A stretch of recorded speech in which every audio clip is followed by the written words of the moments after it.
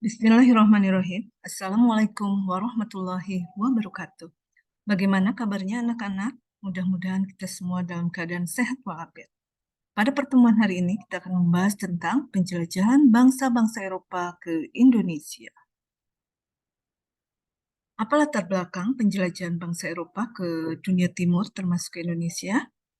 Yaitu faktor utama penjelajahan bangsa Eropa ke dunia timur termasuk Indonesia yaitu ditaklukkannya Konstantinopel oleh Sultan Al-Fatih atau Sultan Mehmed II, Sultan Turki Utsmani yang baru berusia 21 tahun yang mampu memimpin lebih dari 250.000 pasukan dan menguasai Konstantinopel tahun 1453 Masehi. Kota ini tidak pernah hancur selama 11 abad. Hanya dalam waktu 54 hari, ibu kota kerajaan Romawi Timur atau Bizantium Timur ditaklukkan. Para pedagang Eropa banyak yang kesulitan untuk mendapatkan rempah-rempah dan mencari sendiri asal-usul rempah-rempah itu dan menemukan rute perjalanan baru ke Indonesia. Apa faktor-faktor yang menyebabkan bangsa Eropa melakukan penjelajahan dunia, terutama ke dunia timur termasuk ke Indonesia? Yang pertama yaitu semangat reconquista, yaitu semangat pembalasan terhadap kekuasaan Islam dimanapun yang dijumpainya sebagai tindak lanjut dari Perang Salib. Yang kedua, semangat gospel, yaitu semangat untuk menyebarkan agama Nasrani, semangat glory, semangat memperoleh kejayaan, dan gold, yaitu semangat untuk mencari kekayaan, emas, rempah-rempah, yang nilainya sama dengan emas. Perkembangan teknologi kemaritiman yang memungkinkan pelayaran, perdagangan, dan penjelajahan. Kemudian adanya sarana pendukung seperti kompas, teropong, misiu, peta, yang menggambarkan secara lengkap dan akurat garis pantai, terusan, dan pelabuhan. Kemudian adanya buku Imago Mundi yang menceritakan tentang perjalanan Marco Polo yang sangat memukau. Dan yang keenam yaitu penemuan Copernicus yang didukung oleh Galileo yang menyatakan bahwa bumi itu bulat seperti bola dan matahari merupakan pusat dari seluruh benda-benda antariksa. Bumi dan benda-benda antariksa lainnya beredar mengelilingi matahari atau ini disebut heliocentris. Nah, inilah yang menjadi penyebab kenapa bangsa Eropa menjelajah dunia timur. Ya, salah satunya yaitu untuk mencari emas dan rempah-rempah. Ternyata rempah-rempah pada zaman dulu tidak sekedar digunakan sebagai bumbu dapur untuk masakan, tapi ada kaitannya dengan kabar bahwa aroma rempah berasal dari surga, sehingga sering digunakan dalam ritual keagamaan untuk dewa-dewi kepercayaan Yunani. Setelah itu, rempah-rempah berkembang fungsinya menjadi bahan pengawet makanan, parfum, hingga alat pembayaran. Merica bahkan digunakan sebagai pembayaran karena harganya yang sebanding dengan emas, belian, dan permata. Kebutuhan akan rempah tidak terbendung lagi. Bangsa Eropa berusaha mencari sumbernya hingga berlabuh di Maluku. Pada awalnya pedagang rempah-rempah di Indonesia tentu saja sangat menguntungkan. Ini karena masih dilakukan dengan pedagang India, Arab, Tiongkok. Petaka datang ketika bangsa Eropa menguasai sistem perdagangan yang mengawali sejarah penjajahan bangsa Indonesia. Negara Eropa yang melopori penjelajahan samudera adalah Portugis dan Spanyol, menyusul Inggris, Belanda, Prancis, Denmark, dan negara lainnya.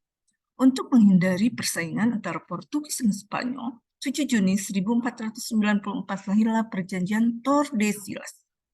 Paus membagi kekuasaan dunia menjadi dua bagian dengan batas garis demarkasi atau hayal yang membentang dari kutub utara ke kutub selatan. Daerah sebelah timur dikuasai oleh Portugis, sedangkan daerah sebelah barat dikuasai Spanyol.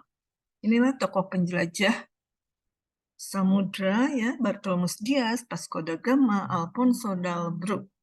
Nah, ini merupakan peta dan garis demarkasi dari hasil perjanjian Tordesillas.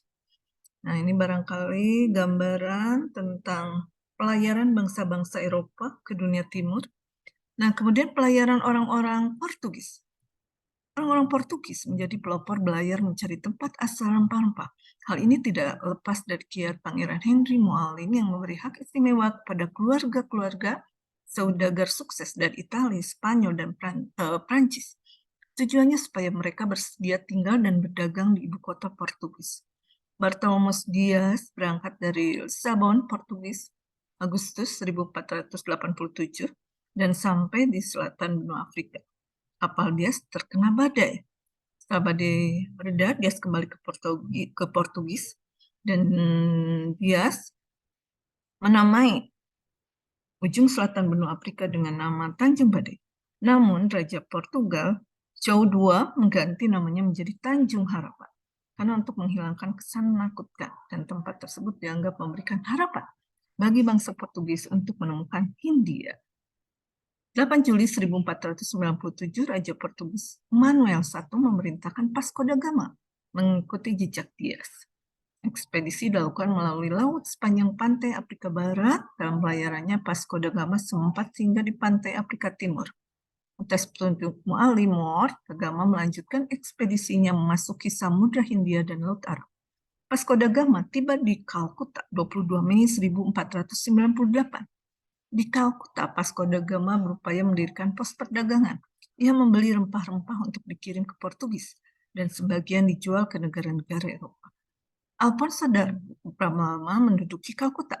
Orang Portugis sadar bahwa penghasil rempah-rempah bukan India. Ada tempat lain yang menjadi pusat perdagangan rempah-rempah di Asia, yaitu Malaka. Oleh karena itu, ekspedisi ke timur dilanjutkan kembali. Bagi Portugis, cara termudah menguasai perdagangan di sekitar Malaka dengan merebut atau menguasai Malaka. Oleh karena itu, dari Kalkuta, Portugis mengirimkan ekspedisi ke Malaka di bawah pimpinan Alfonso Delbrück dan menaklukkannya tahun 1511. Ini merupakan peta perjalanan bangsa Eropa ke dunia timur. Dari Eropa melewati Afrika bagian selatan, kemudian ke Indonesia. Dan ini bangsa Portugis setelah Bartolomeu Dias menemukan Tanjung Harapan dilanjut oleh Alfonso Darboux itu menuju oleh Vasco da Gama ke Kalkuta dan dilanjutkan oleh Alfonso Darboux ke Malaka. Berikut ini para penjelajah Spanyol. Christopher Columbus, 3 Agustus 1492, dengan menggunakan 3 buah kapal yaitu Santa Maria, Nina, dan Pinta. Columbus mulai berlayar mencari sumber rempah-rempah di dunia timur. Setelah berlayar lebih dari 2 bulan mengarungi Samudra Atlantik, sampailah Columbus di Pulau Guanahani yang terletak di Kepulauan Bahama, Karibia. Ia merasa telah sampai di Kepulauan Hindia Timur yang merupakan sumber rempah-rempah. Ia menamai penduduk asli di kawasan itu sebagai Indian. Selanjutnya, Kepulauan Bahama dikenal sebagai Hindia Barat. Columbus bersama seorang penyidik bernama Amerigo Vespucci tahun 1492 sampai 1504 berlayar terhitung 4 kali. Mereka bangsa Eropa pertama yang menganggap menemukan benua baru yang diberi nama Amerika. Dari orang Eropa pertama yang sampai di benua Amerika adalah Christopher Columbus. Sejak Columbus menemukan benua Amerika, menyusul pelaut Spanyol seperti Cortes, Pizarro. Cortes menduduki Meksiko tahun 1519 dengan melakukan suku India, yaitu kerajaan Aztec dan suku Maya di Yucatan. Pizarro tahun 1530 menaklukkan kerajaan Indian di Peru, yaitu suku Inca. Ferdinand Magellan, 10 Agustus 1519, Magellan melayar ke barat didampingi oleh John Sebastian Elcano dan seorang penulis dari Italia bernama Pigafetta. Penulis inilah yang mengisahkan perjalanan Magellan dan Elcano mengelilingi dunia yang membuktikan bahwa bumi itu bulat seperti bola. Pada tahun 1520, setelah menyeberangi Samudra Pasifik, sampailah rombongan Magellan di Kepulauan Mas Java. Pulau ini kemudian diberi nama Filipina, mengambil nama Raja Spanyol Philip II. Dalam suatu pertempuran melawan orang Mactan, Magellan gugur. Akibat peristiwa itu, rombongan bergegas meninggalkan Filipina dipimpin oleh Sebastian Elcano menuju Kepulauan Maluku. Magellan dianggap sebagai orang besar dalam dunia pelayaran karena menjadi orang pertama kali berhasil mengelilingi dunia. Raja Spanyol memberi hadiah sebuah tiruan bola bumi. Sir Frederick, ya, dia sampai tahun 1577 dari Inggris, dan mereka memborong rempah-rempah di Ternate. Setelah mendapatkan banyak rempah-rempah, Drake pulang ke negerinya dan sampai di Inggris tahun 1580. Layanan ini belum memiliki arti penting secara ekonomis dan politik. Living Father 1607. Kemudian yang terkenal yaitu James Cook, ya, yaitu orang Inggris yang dianggap menemukan benua Australia. Nah, kemudian sekarang pedagang Belanda membeli dagang rempah-rempah dari Portugis di Lisabon. Namun setelah Lisabon dikuasai Spanyol, Belanda mencari jalan menuju daerah penghasil rempah-rempah. Walaupun Portugis berusaha merahasiakan jalan ke pusat penghasil rempah-rempah, tapi Belanda berhasil menyusul Portugis dan Spanyol.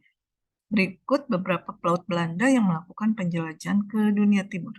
De Barend, Cornelis de Houtman yang memimpin, ya, 249 awak, ya, sampai ke Banten, dan Abel Tasman yang dianggap menemukan pulau Tasmania, ya, pulau di Tenggara Australia. Ya, barangkali untuk pertemuan hari ini Ibu cukupkan dulu sekian. Terima kasih atas perhatiannya. Wassalamualaikum warahmatullahi wabarakatuh.